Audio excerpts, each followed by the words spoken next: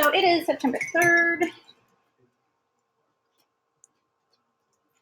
And we are rationalizing today. And I know you guys do this daily when you like rationalize, should I go to bed or not? No, I got plenty of sleep last night. I don't need to go to sleep tonight. Yeah, that's called rationalizing. All right. So I'm going to talk about that in a second. To do this big square root here,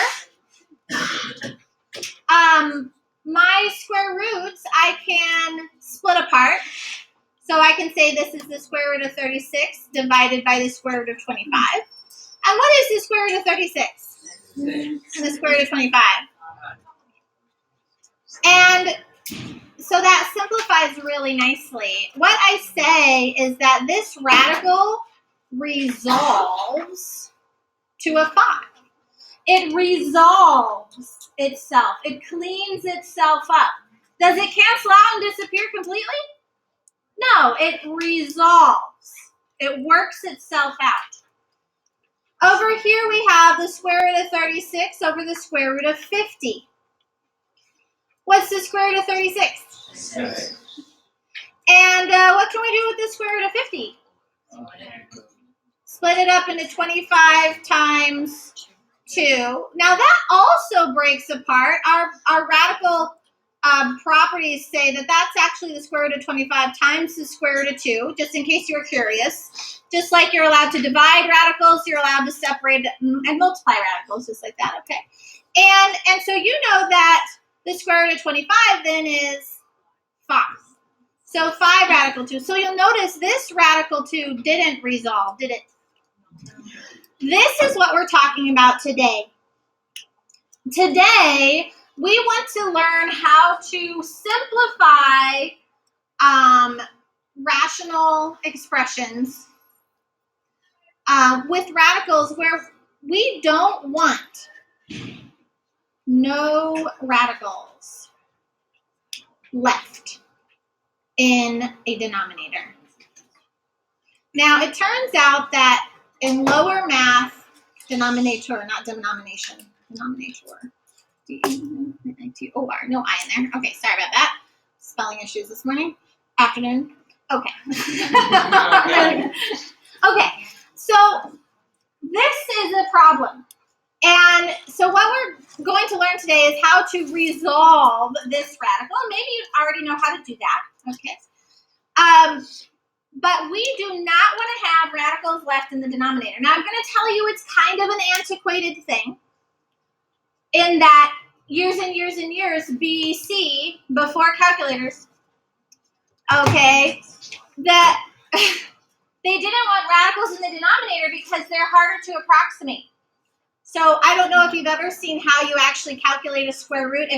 Nobody learned how to do that. I didn't learn how to do that. None of you learned how to calculate a square root. It's kind of like a long division process where you have to do a whole lot of dividing and whatever. And it's really long and really, really hard. And so it's kind of like long division, all right? But to figure out an approximation would be really, really confusing when that radical is in the denominator. It's hard enough if it was just in the numerator, okay? And so the reason I say rationalizing is kind of antiquated is because this would have been, they don't want radicals in the denominator because before calculators, you would have had to calculate all that by hand, and that was ridiculous, okay? Now, today, you have to learn how to rationalize with the understanding of what we're doing. Meaning we're using a skill, a strategy to make the radical resolve, and we'll talk more about that in a second. But it's a strategy we use in calculus all the time to create something, to turn something that's really hard to differentiate into something that's easy to differentiate using a particular strategy, okay? So that's what we want to understand today. Our goal is to not have any radicals left in the denominator. So example 1. Let's look. Rationalize the denominator and simplify. All variables represent positive numbers.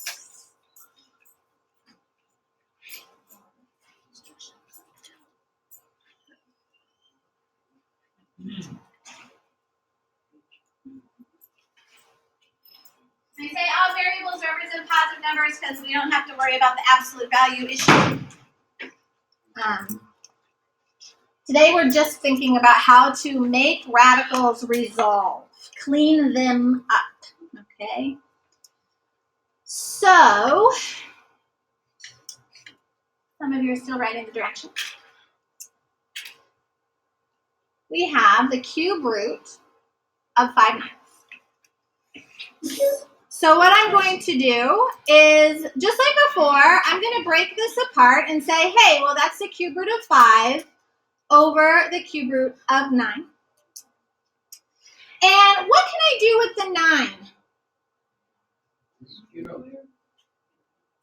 Well, this is a cube root, so not a square root, right? Can I break it apart? Not, oh, well. So I could break 9 apart into 3 times 3, right? Okay. All right, Jill, you're with me.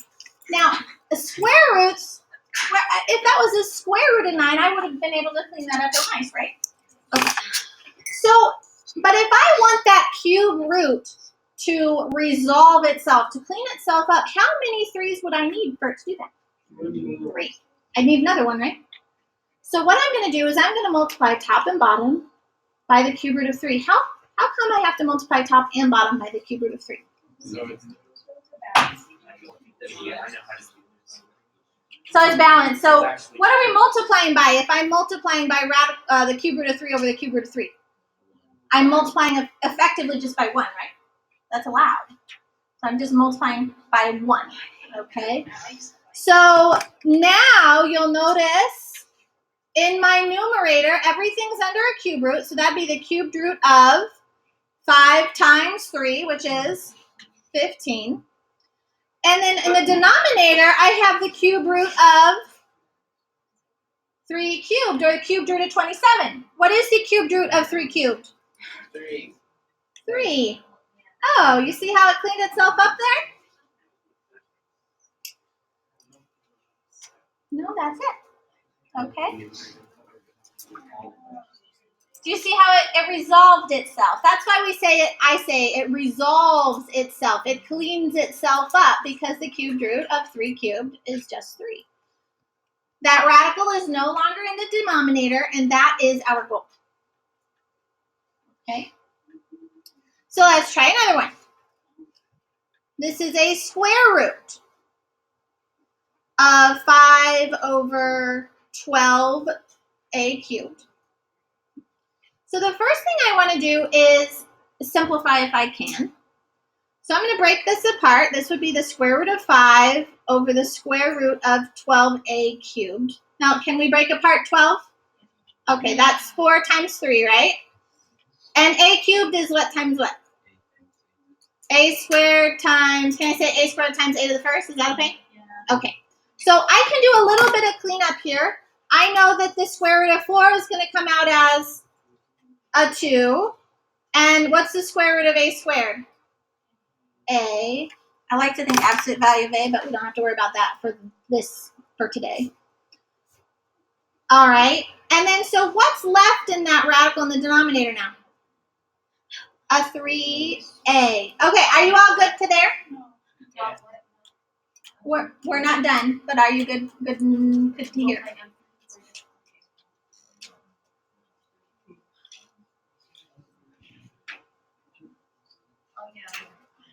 Okay, you got it. Good, I'm glad. Yes.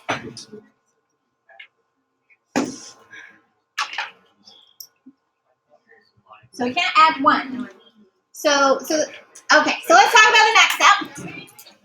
Okay, so all I did was say, hey, I know the square root of 4 is a 2. I know the square root of a squared, it's an a. And the 3 and the a are still left in the radical. Now our job is to get rid of this radical in the denominator.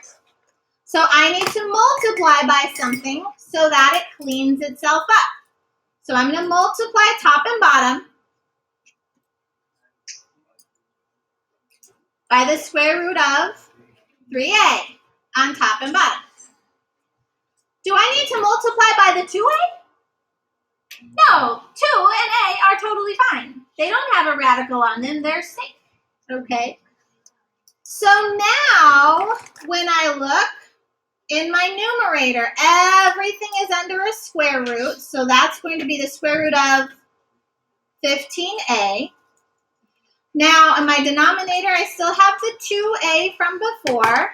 And this is radical 3a times radical 3a, which wouldn't that be radical 9a squared?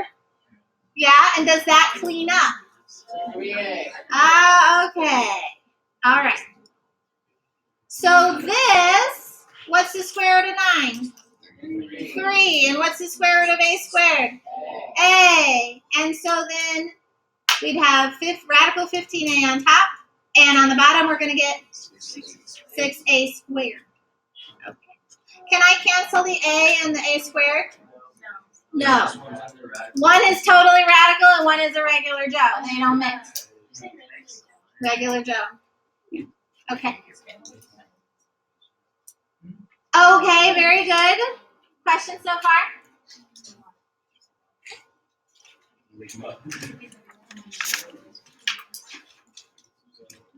What's different about C and D?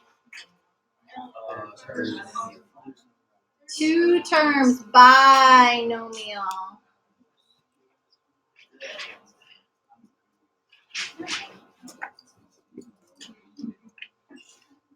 Oh, Lord. I realize you were going to say. Okay. Binomials now. Binomials in the denominator is a different story. Again, our job is to get these radicals to resolve. And if I was simply to like multiply, I don't know what would I multiply by so that those radicals clean up? The problem is you have to distribute. Okay? So, like whatever, if I multiply by the square root of 5, I have to distribute that square root of 5 to both of these terms. One would clean up, but the other one wouldn't, right? Okay. So here, we're going to use one of our very, very special patterns. And that is, we're going to multiply by the conjugate. Conjugate, as in to conjugate a verb, to change a little tiny bit of it, and it changes the whole meaning, right? Here, the conjugate is radical 5 plus radical 3. So we're going to multiply top and bottom by radical 5 plus radical 3. What did I change? I changed one sign. I didn't change all the signs, I just changed one. Radical 5 is still positive, but I changed one of the signs. Okay? Now, we need to distribute. So what do we get in the numerator? 7 radical 5 plus 7 radical 3. Very good. Now, in the denominator, what do we need to do? Distribute or FOIL? So I'm going to distribute. Radical 5 times radical 5 is radical 25. We'll clean that up in a minute. Radical 5 times radical 3 is radical 15. Now I'm going to do the inside. Negative radical 3 times radical 5 is negative radical 15. And negative radical 3 times radical 3 is negative radical 9. What happens when we multiply by the conjugate? What happens in the denominator? The middle terms cancel out. And what happens with radical 25? 5 and negative radical 9 minus 3. And so the conjugate makes those radicals resolve themselves. You see how they resolve? Did they cancel out? All of them? Did they cancel out, go away? You don't have to worry about it? The middle did, but these didn't go away. This is the biggest problem people have. They didn't go away, they resolved. Became the 5 and the 3. Okay? So we have 7 radical 5 plus 7 radical 3 divided by 2. No more radical in the denominator. That was our goal. Radicals in the numerator, are they okay? Absolutely, they're fine. Jacob. If you could simplify in the numerator, you'd want to simplify always. So if you could take out a pair or something like that, you would want to do that.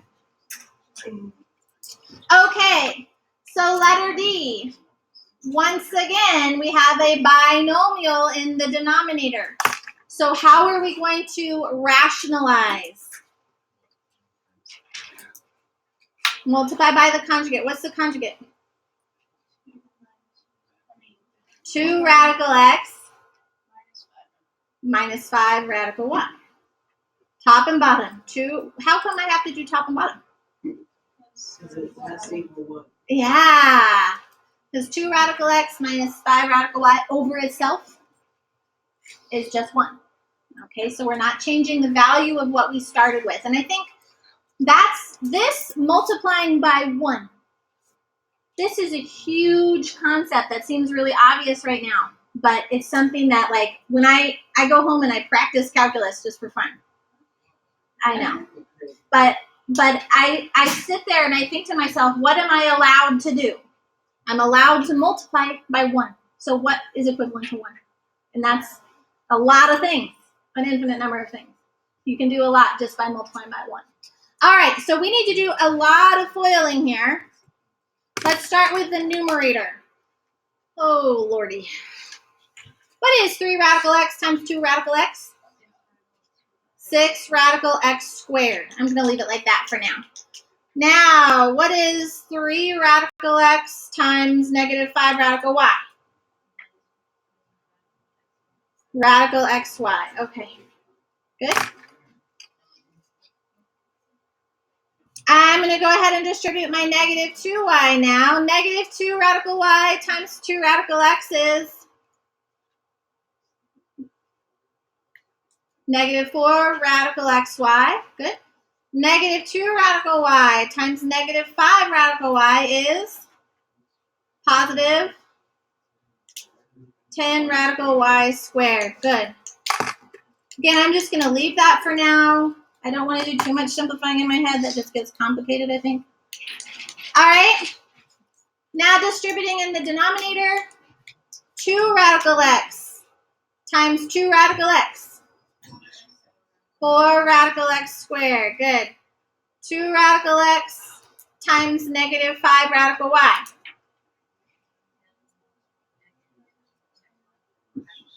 Good. Negative 10 radical xy. Good. Trying for lots of colors here. Now I'm going to distribute this 5 radical y. 5 radical y times 2 radical x. 10 radical xy. And then last times last, 5 radical y times negative 5 radical y. Negative 25 radical y squared. And again, I am showing all the steps here. That's what notes are for. If as you're doing this, you can do more in your head, fantastic. Okay? All right. So I'm going to go ahead and just clean up my numerator here. 6 radical x squared is what?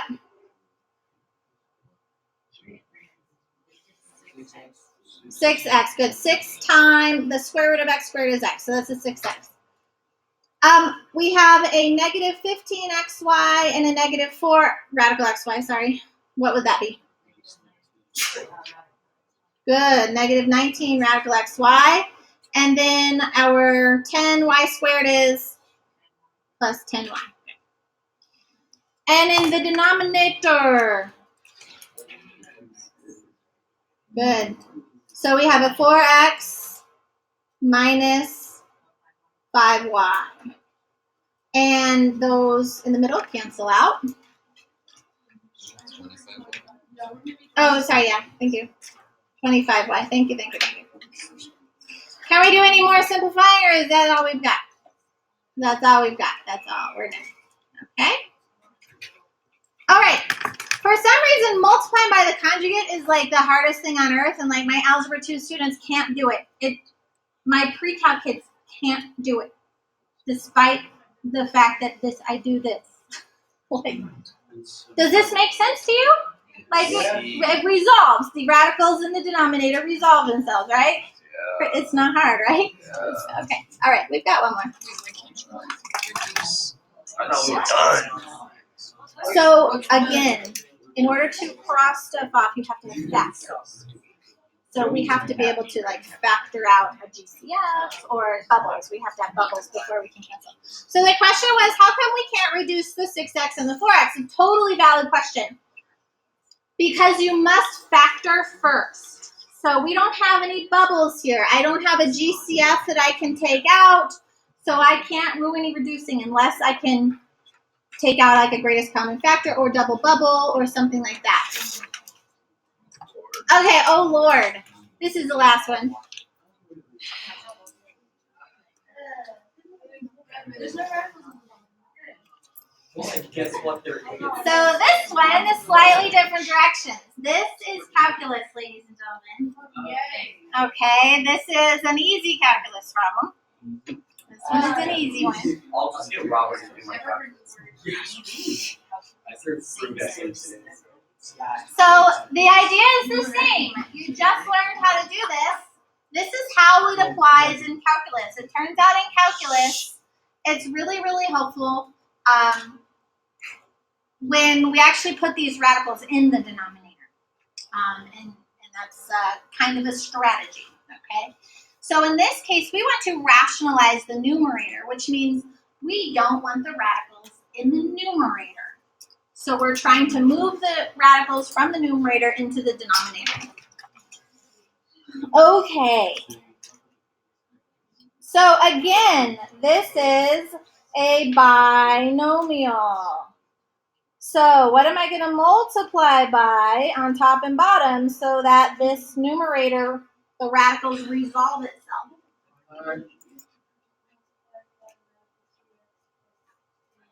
3/8.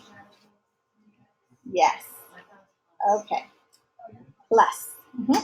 So the first thing, we change the sign, and then we have the second thing. This is the sum and difference pattern.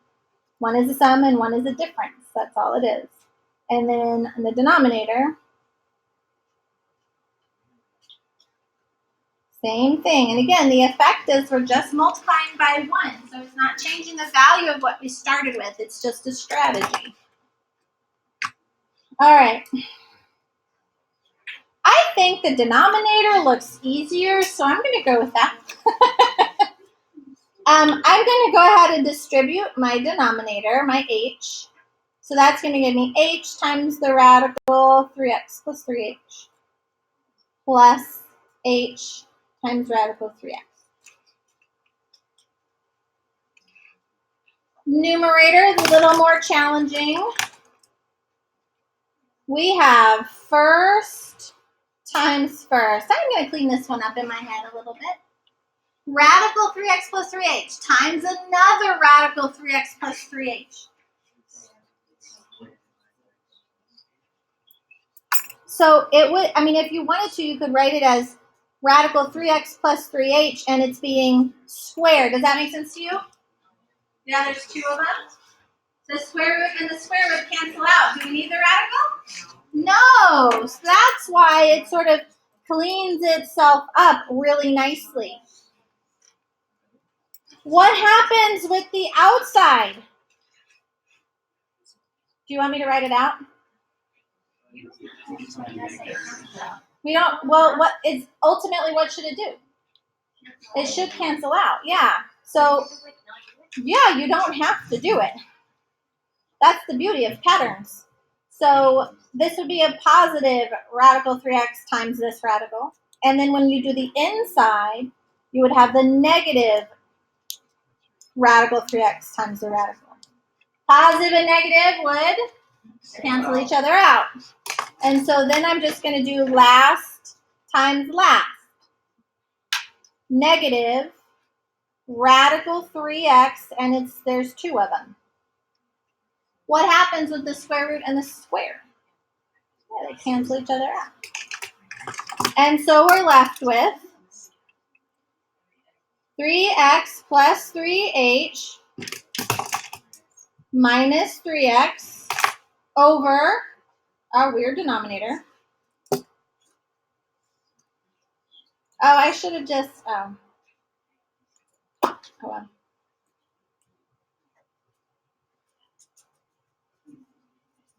Oh, goodness. I can't write today. I'm bonkers. 3x, okay? And then what happens? 3x cancel out. Yeah, sure. 3x and negative 3x is 0.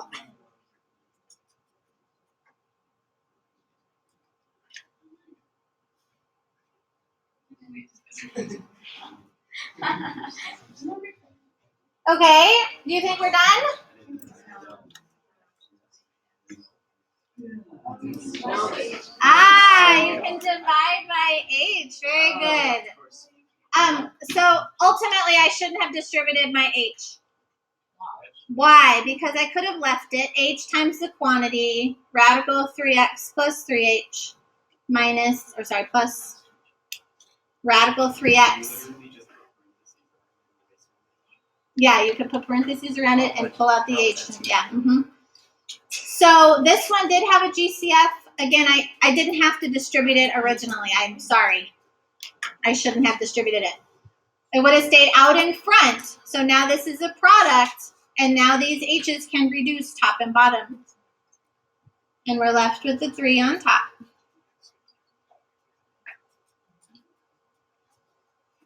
This is fully simplified. That's a crazy one. This one's a totally crazy one. Jacob, your hands up. Hold on. Back the trunk up. Okay, yeah. So when you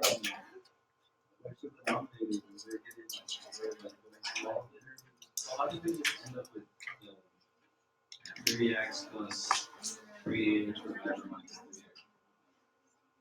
So on this step, No, the one below. this one, Yeah, how did we end up the denominator. The denominator didn't change. I mean the top. Okay, the numerator.